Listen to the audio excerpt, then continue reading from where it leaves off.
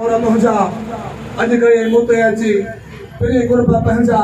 रोज दिहाड़ी राहुल में फिर तकम थग तुझा आए तू आंगण ते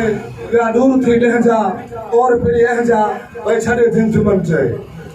अर्ज थियो तसिया जुल्फ सजन जा तारा केस कारियर सोया हुई सुहते सुहा से ससियर वरी किला कुलम वरी किला कुलहंते वाह वडा वसियर मोया मुस्ताद केई दिसी और अलीहर केना इशारे अप्रोचे उठा पे कुंधर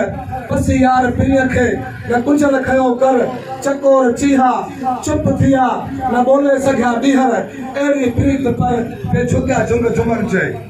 अर्ज थियो त चयो के कचारियूं अबाणियूं वजन थियूं उहे राग रंग जूं रिहाणियूं वजन थियूं छॾे पाड़ो पंहिंजो रिहाणियूं वजन थियूं वॾनि डोकड़नि ते टिकाणियूं वजन थियूं अज़ीज़नि खे प्यारो सारो धूड़ धन्ना सदी ॾोह कहिड़ो मुल्क ही मगन्ना तूं सम्झी नथो छा त ही पधरो सन्ना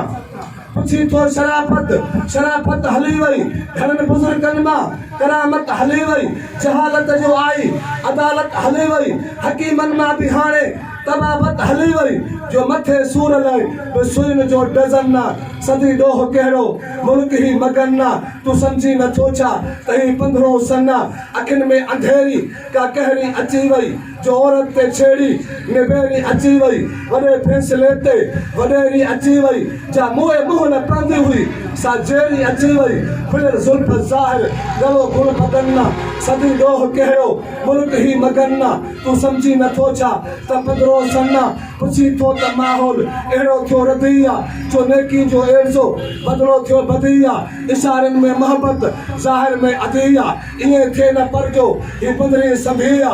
उसे केर भाऊ कुहाड़ी में गन्ना सदी ॾोह कहिड़ो मुल्क ही मगन्ना तूं सम्झी नथो छा त ही पंद्रहों सन्ना हिर्स जी हवा में बनो थियो गंदोवा एॾे नूर हूंदे अखियुनि खां अंधोवा पितल सोन चांदी में छा जो संधोवा मिलावट न झमे सो कहिड़ो धंधोवा पयो कूड़ काहे सच्चाई थी दफना सदी ॾोह कहिड़ो मुल्क ही मगन्ना तूं सम्झी नथो छा त ही पंद्रहों सन्ना